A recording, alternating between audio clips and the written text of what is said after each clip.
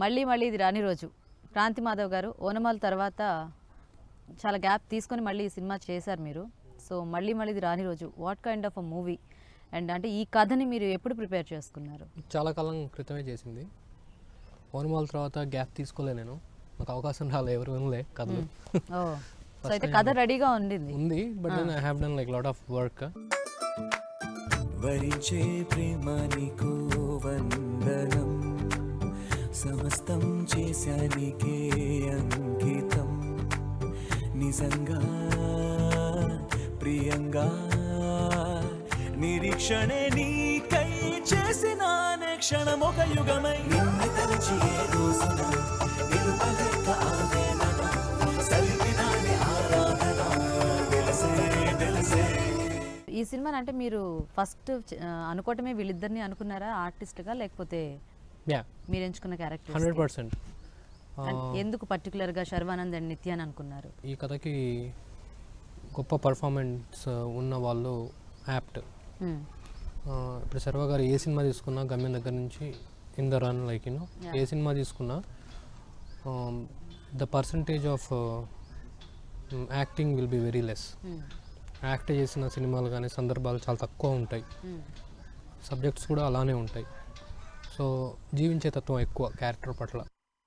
అలాగే నిత్య అలా మొదలైన నుంచి ఇప్పటివరకు ఏది తీసుకున్నా, ఏ క్యారెక్టర్ ఎంచుకున్నా తన క్యారెక్టర్కి I mean like 100% justice, like she leaves the character. రేర్గా మనం అనుకున్నట్టు అవుతాయి. ఈ సినిమాకి I should say I'm lucky. ఎన్నో ఎన్నో వర్ణాల హరివిల్లే చెలికళ్ళై మేరిసేలే, మబ్బుల్లోని జాబిల్లే నా చెలి నగుమోమై వీరిసేలే, గుండెల ప్రాణంగా నీవే నిండంగా మండే ఎండల్లో వేసి చలి చలి ప్రేమ రాగాలు ప్రణయ కలహాలు నాకు నీవే నీవే వేవేల ముందు జన్మాల సో మీకు కథ మీరు రాసుకుంటున్నప్పుడే మీరు వీళ్ళిద్దరిని మీ క్యారెక్టర్స్? లేదండి, నేను ఎప్పుడు ఏ కథ రాసుకున్నా కథగా రాస్తాను. అంతే, రాసిన తర్వాత ఆలోచిస్తాం దానికి ఎవరు సెట్ అవుతారు ఏంటి అని. ఓకే, సో మీరు శర్వానంద్ గారికి కథ చెప్పినప్పుడు ఆయన రియాక్షన్ ఏంటి ఫస్ట్? ఇద్దరితోనూ ఒక ఈజ్, ఒక కంఫర్ట్ లెవెల్. నిత్యాకి చెప్పేప్పుడు ఇంకొద్ది కంగారు ఉండింది నాకు ఫస్ట్ టైం నరేషన్, చాలా భయపడ్డా. ఎందుకంటే లేదా అలా కాదు, ఫైనాన్షియలీ వైబుల్ సినిమా చేయనప్పుడు మార్కెట్ లో మనకి కథలు చెప్పడానికి కూడా కష్టమైపోద్ది దర్శకుడికి. దొరక్క ఛాన్స్ దొరికింది, ఒక హీరోయిన్ కథ వింటాంది, మరి దాన్ని పాడు చేస్తానా బాగు చేస్తానా చెప్పాలి, ఆ నర్వస్నెస్ ప్లే అవుతూ ఉంటుంది కదా. సో ఆ నర్వస్నెస్, ఆ భయం నాకు కాస్త ఎక్కువగా ఉండింది. When it came like by then like I spoke to Ramarao గారు, నిత్య, when I went to Sharwa sir like నేను 2 రిహార్సల్స్ అయినట్టు. శర్వా సార్ దగ్గరికి వెళ్ళినప్పుడు కూడా, ఎందుకంటే రాజారాం క్యారెక్టర్ మెంటల్గా ఫిక్స్ అయిపోయా. I never wanted to convince him to do a character. నేను I wanted to do narrate it like. ఆయన నా నర్వస్నెస్ ముందే గమనించి, రిలాక్స్ క్రాంతి, ఈ రోజంతా నీదే, ఈ రోజు మొత్తం చెప్తావా, 10 నిమిషాలు సరదా చెప్పుకుందాం, టీ తాగి చెప్తావా నీ ఇష్టం, లంచ్ చేసి చెప్దామా, అదే like he gave me that like space ఇచ్చి, and he could get the best narration out of me. And వినగానే he said like we're on it Kranti, go and get a good dialogues for it. నా లైఫ్లో 3 love స్టోరీలు ఉన్నాయి. ఆ అమ్మాయి కళ్ళు చూసి చావు కూడా కొత్తగా బతికిస్తుందని నాకు అప్పుడే తెలిసింది. ఆ చావు పేరే ప్రేమ బావా. ఇన్నాళ్ళు ఆగితేనే ప్రేమ అవుతుందని రూల్ ఏవైనా ఉందా? మా అమ్మ తర్వాత ఒక అమ్మాయి నాకు అందంగా కనిపించింది.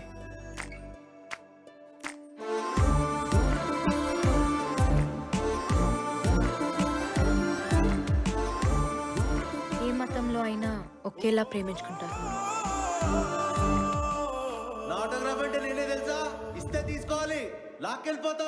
నిత్య గారు మొత్తానికి మీకు కథ చెప్పడానికి భయపడ్డారంట ఆయన. సో అంటే మీరు కథ విన్నప్పుడు ఫస్ట్ అలా స్టార్టింగ్ అంటే ఇలా ఒక ముస్లిం గర్ల్ క్యారెక్టర్ అని స్టార్ట్ చేస్తారా, లేకపోతే కథ నెరేట్ చేస్తుంటే ఆబ్వియస్గా అర్థమైపోతుంది కదా? ఫస్ట్ టైం కథ చెప్పినప్పుడు నన్ను చూడలేదు అసలు. Full time like he was looking somewhere else. He was like nervous and భయపెట్టారంట మీరు. But now we are such good friends. I mean the whole thing has changed completely. But that time he was like that. He was so nervous. ఎందుకంత భయపెట్టారు మీరు ఆయన్ని? పెద్ద డైరెక్టర్లందరినీ ఇలా భయపెట్టేసి ఎలాగ నువ్వు అసలు? Anyway so but కథ విన్నప్పుడు నాకు అనిపించింది దిస్ డెఫినెట్గా ఫస్ట్ ఆఫ్ ఆల్ నాకు ఆయన ఓనమాలు చేశారని విన్నప్పుడు I felt like he has to have some good okay this thing and it's the way I think also so good story and all that so I knew that he'll have something interesting but and I కథ విన్నప్పుడు I felt okay this is really different this is really lovely actually immediately as soon as the narration was over I said I'll do it. వందనమయ దేవ ఓనామి విఘ్నదేవ సౌందర్య దివ్య భావ మా పూజలందుకోవ కైలాస దేవ దేవ కరుణించు మహాదేవ దీవించు మమ్ము రావ శరణంటి మయ విఘ్న వినాయక శ్రీ శుభదాయక భారతీయ ప్రణవనాదమిదియే భక్తి పరులు ముదమున పలికిన మానవతకు ప్రథమ పంక్తి ఇదియే మౌనివరులు జగతికి తెలిపిన అందాల సృష్టి చిత్రం అరుదైన దేవ శిల్పం మందార ధూప దీపం మహనీయ మంత్ర పుష్పం భువన్నమయ గీతం ఆత్యాగరాజు తత్వం శ్రీరామదాసు చరితం మన తెలుగు వారి యాగమ సారము యోగ విచారం.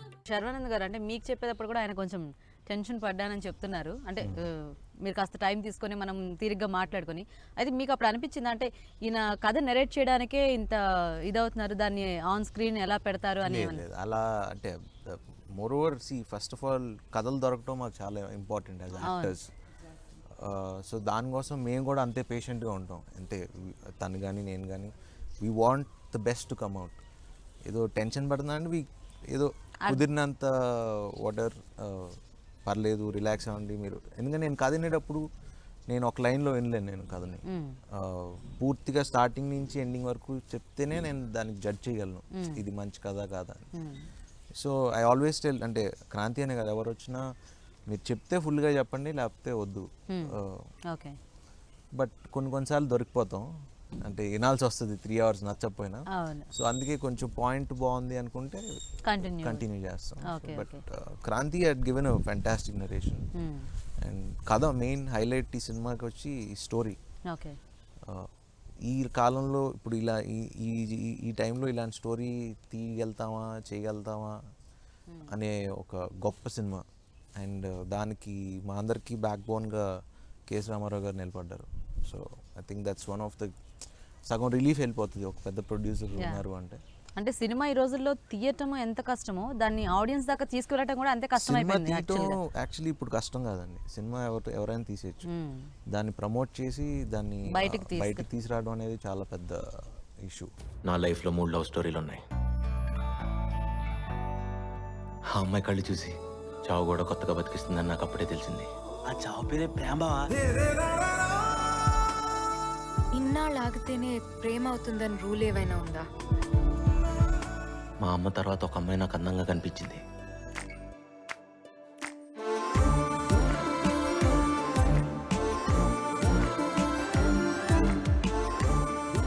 ఏ మతంలో అయినా ఒకేలా ప్రేమించుకుంటారు. మళ్ళీ ఇది రాని రోజు సినిమా గురించిన మరిన్ని విశేషాలు చిన్న బ్రేక్ తర్వాత చూద్దాం. Take a break.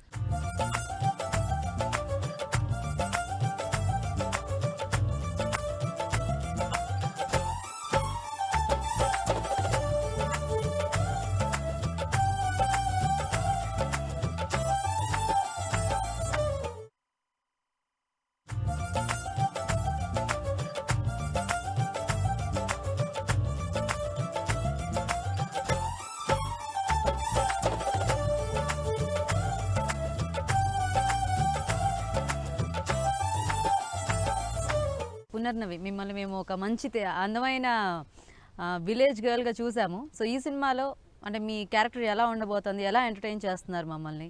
దీనిలో నేను రేడియో జాకీ ఆర్జే, పిల్లలకి మ్యూజిక్ నేర్పిస్తాను. నైస్. సో నా రోల్ పేరు Parvathi. Wow. And Sravya, so మీరేం ప్లే చేశారు ఈ సినిమాలో? ఏ క్యారెక్టర్? అది ఒక స్పెషల్ క్యామియో రోల్ అన్నమాట. పేరు నాన్సీ. నాన్సీ. సో చాలా pretty characterization. So it was nice.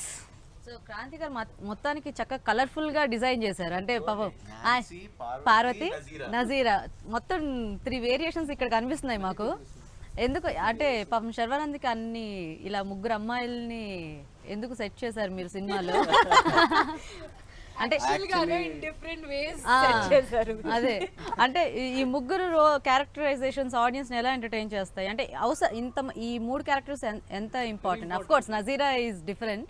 So ఆ 2 క్యారెక్టర్ తేజస్విని చేసింది, ఓకే, ఐస్ క్రీమ్ లో చేసింది కదా. అవును, like she also like Pavitra Lokesh character ఒకటి ఉంది, నాజర్ గారు చేశారు, సూర్య గారు, ఇంకా చిన్న పావని ఉంది, Pavani Gangireddy. I mean like she's a model basically. For the first time అందరికీ పరిచయం అమ్మాయి, కానీ తెర మీద first time. She's also as a full length character. So you have like lot of apart from Nitya and Sharwa, you have like love story కదా. అంటే మాకు ఏమైనా డిఫరెంట్ లవ్ స్టోరీస్ ప్రేమేనండి, అందరికీ ప్రేమ పంచుతారు. అంతేనా? ఎంత మందికి పంచారు శర్వానంద్ ప్రేమ? అంటే రకరకాల ప్రేమ ఉంటుంది కదా. అందరికి ప్రేమలో రకాలు ఉంటాయి కదా. అవును. సో అంటే ఇప్పుడు లవ్ స్టోరీ అనేటప్పటికి మనకి లవ్ స్టోరీస్ అంటే మనకి తెలుగు సినిమాల్లో చాలా లవ్ స్టోరీస్ ఉన్నాయి. ఆ లవ్ స్టోరీస్ కి మీ లవ్ స్టోరీకి తేడా ఏంటి?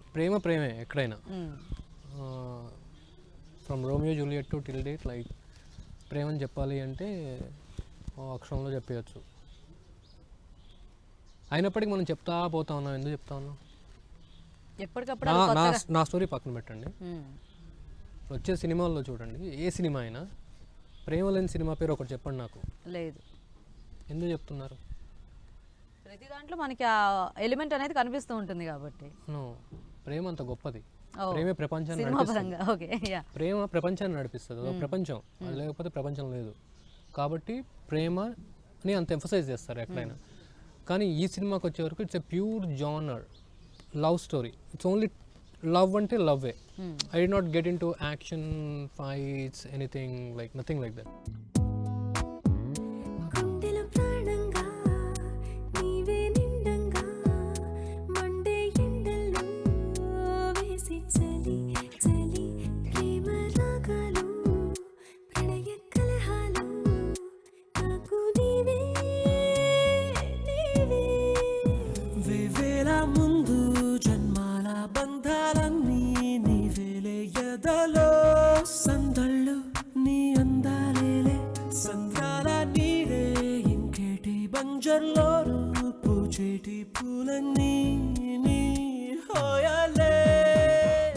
సో నిత్య, ఇందులో మీరు ముస్లిం గర్ల్గా యాక్ట్ చేస్తున్నారు కదా. సో ఫస్ట్ ఆ క్యారెక్టరైజేషన్ విన్నప్పుడు అంటే మీకేమన్నా లవ్ స్టోరీస్ గుర్తొచ్చాయా? అంటే ఈ కైండ్ ఆఫ్ క్యారెక్టరైజేషన్లో కానీ, అంటే something relating to this? Yes, I remembered Bombay. Oh wow. Because it has not because it's the same story complete, it's different. Just a Muslim girl and no, just the idea and the concept and the soul in the film. Okay. అలా నాకు చాలా ఒక గొప్ప స్టోరీగా అనిపించింది నాకు. And I loved the idea of wearing burqa. Only na kallu only, so I don't have to do makeup. eye makeup ఒకటి చేసుకుంటే eye makeup ఒక్కటి చేస్తే చాలు. I was like very happy during the shoot. ఇప్పుడు మొత్తం మాకు కనిపిస్తుంది కదా నిత్య, ఓన్లీ ఐస్ ఒకటి. అది కూడా ఇట్స్ అది సస్పెన్స్, మొత్తం సస్పెన్స్. అవును. ఓకే. సో ఇంతకీ నజీరా క్యారెక్టర్ అంటే what kind of girl is Nazeera? In this film, the love story itself is far more, I think, important and a main line than character, this kind of the love story ke ekku importance undi. So just my character ante she's just a normal girl. She falls in love with a boy and she loves him very deeply. That's it. She's a very rich girl. Okay. She's from a very, very rich family, and father is a very big man, and she falls in love with a very simple boy.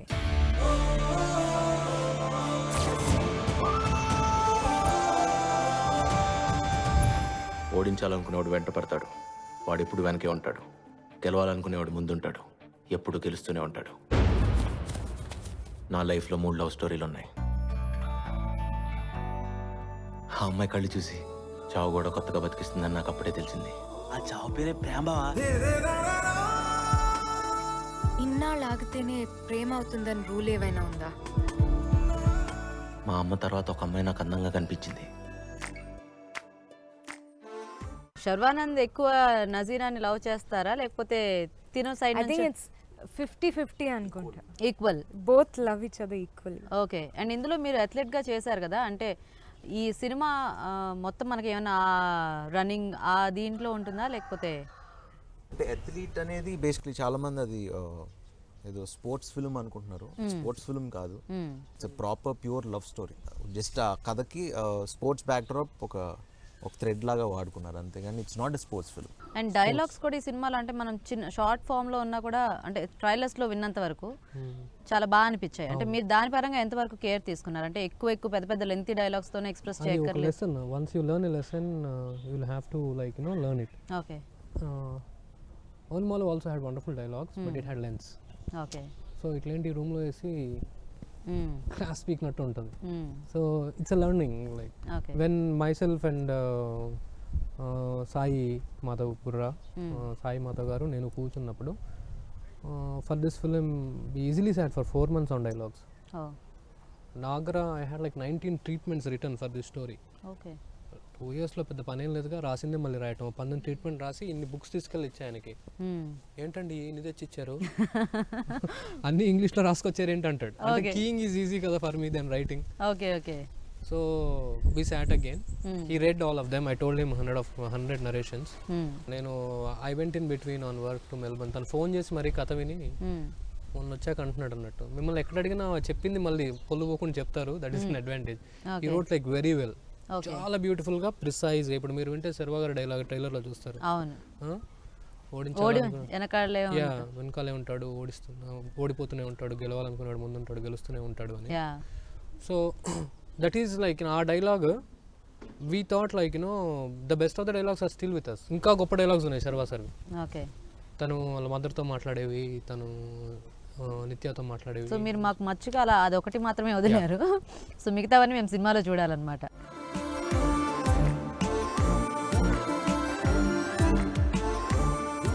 ఏ మతంలో అయినా ఒకేలా ప్రేమించుకుంటారు.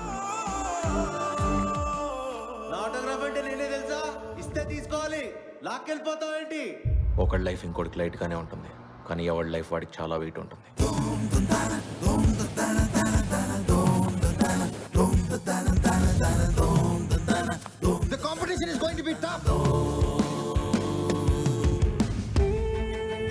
అందరికీ నేను విన్నర్ని, నాకు నేను ఎప్పటికీ రన్నర్ని.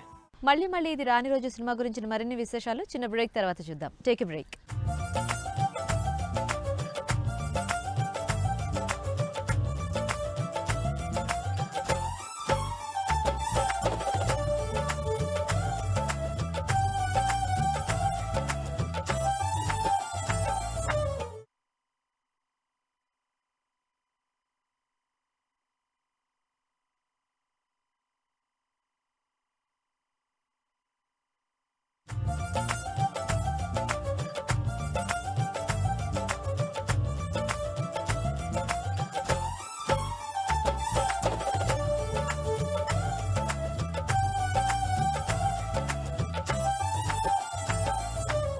వీళ్ళిద్దరితో work చేయడం ఎలా అనిపించింది మీకు?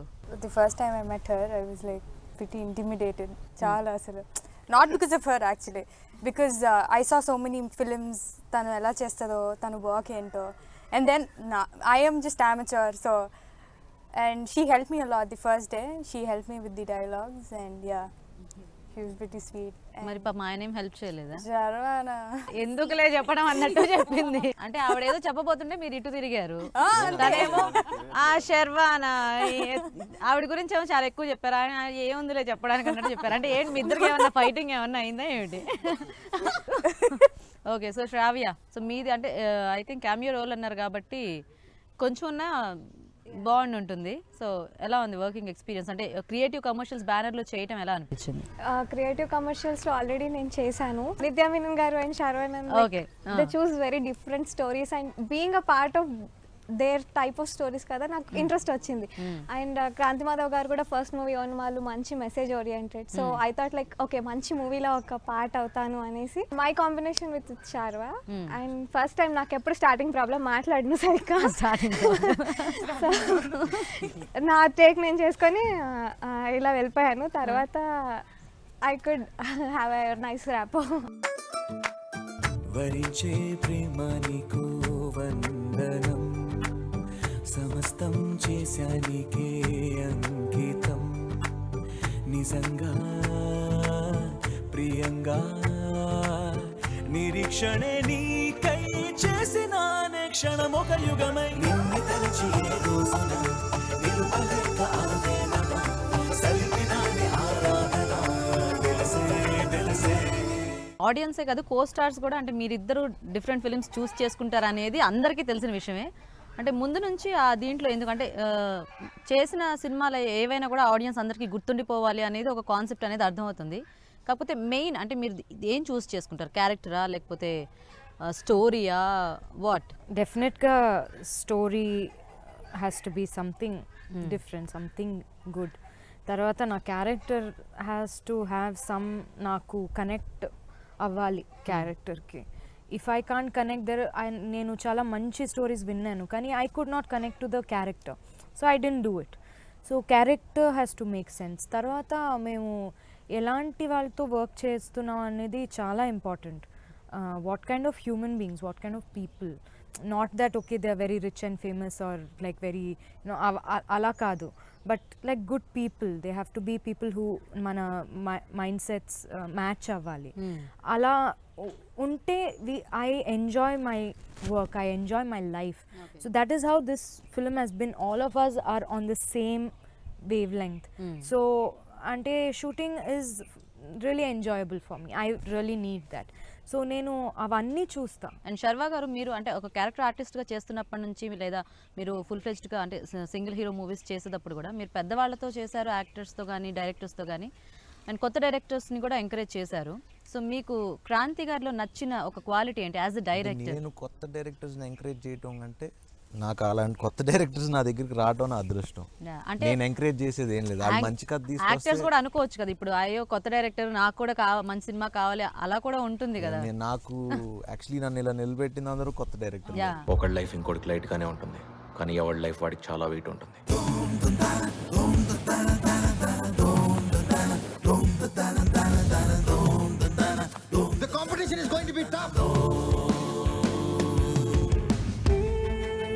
అందరికీ నేను విన్నర్ని, నాకు నేను ఎప్పటికీ రన్నర్ని.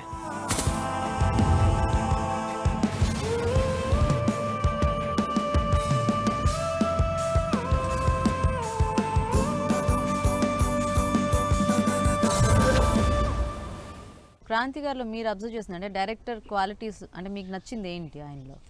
తనలో ఉన్న బెస్ట్ క్వాలిటీ అందరూ వింటారు, విని ఏది బెస్టో చేసుకుంటారు. అంటే ఏదో నేనే క్యాప్టెన్ ఆఫ్ ద షిప్, మొత్తం నేనే చేయాలి, because he likes putting involving every one together. So so that is the best quality I think. And creative commercials అనేది చాలా పెద్ద బ్యానర్. సో క్రాంతి గారు మీరు అంటే ఈ కథని కేఎస్ రామారావు గారికి చెప్పినప్పుడు ఆయన రియాక్షన్ ఏంటి? The first narration it self and okay మొదటి నరేషన్ అయిపోగానే ఈ జస్ట్ లైక్ బాగా నచ్చింది తనకి. ఫస్ట్ చేసిన పని ఏంటి అంటే ఎవరు అనుకుంటున్నావు బాబు అంటే ఐ సెడ్ లైక్ నేను శర్వా గారు అనుకున్నాను. First thing he did like ఆ మూమెంట్ కథ అయిపోయింది immediately call Sharwa sir and I immediately met Sharwa sir like next day. So మీరు ఎంచుకున్న పాత్రలకి అంటే మీరు అనుకున్న ఇద్దరు యాక్టర్స్కి అఫ్ కోర్స్ వాళ్ళిద్దరు బెస్ట్ యాక్టర్స్, అది అందరికీ తెలిసిన విషయమే. సో మీరు ఎంతవరకు సాటిస్ఫై అయ్యారు వాళ్ళ పర్ఫార్మెన్స్తో? ఆన్ పేపర్ కన్నా 100% ఎక్కువ సాటిస్ఫై అయ్యాను. On paper it's beyond very beautiful, they have lived the characters. So A director కన్నా ఆర్టిస్టులతో వర్క్ చేస్తేనే వాళ్ళు ఏంటి అనేది తెలుస్తుంది. అంటే వాళ్ళ గురించి ఎంత విన్నా ఎంత చదివినా వాట్ ఎవర్ సినిమాలు చూసినా. సో యాజ్ అన్ యాక్టర్ కానీ ఒక పర్సన్గా శర్వా గారిలో మీకు నచ్చింది ఏంటంటే వీళ్ళతోని ఐ మీన్ లైక్ సినిమా మొదలు కాకముందు నుంచే I know that like I mean a very comfort zone అని. ఓకే నరేషన్ రోజే ఐ కుడ్ అండర్స్టాండ్, నాకు అర్థమైపోయింది okay these two people are like very good director friendly. So నేను పెద్దగా ఆ యాక్టర్స్ ఏమంటారు వాళ్ళతోని ఏమి అదర్ దాన్ స్క్రిప్ట్ ఏమైనా ఇబ్బందులు వస్తాయా అన్న ఆలోచన అసలు మైండ్లో లేదు. So I had no issues from the day one. After narration I'm at ease. They have kept me in that position and we have done it's a beautiful team work. చాలా బాగా, ఐ మీన్ లైక్ శర్వా గారు కానీ, నిత్య గారు కానీ, బాబా కానీ, సాయి మాధవ్ కానీ, everybody has like, you know, we worked as like, you know, as we were like friends for decades or like what. గతమా గతమా వదిలేదలా నిన్ను బ్రతుకే బరువై నడిపేదలా నన్ను ఊసిరాడలేని ఊపిరై ఇలా మిగిలున్నా శిలై. ఓకే, సో ఈ సినిమా మళ్ళీ ఇది రాని రోజు త్వరలో ప్రేక్షకుల ముందుకు రాబోతుంది. సో మీ సినిమా గురించి ఆడియన్స్కి ఏం చెప్పదలుచుకున్నారు నిత్య? Please watch the film. It's a wonderful film. అందరం కలిసి ఒక మంచి సినిమా చేసాం అండ్ ఖచ్చితంగా మిమ్మల్ని డిసప్పాయింట్ చేయదు, ఎందుకంటే ఇలాంటి సినిమాలు మళ్ళీ రావు. సో వాచ్ మళ్ళీ ఇది రాను రోజు ఓన్లీ ఇన్ థియేటర్స్.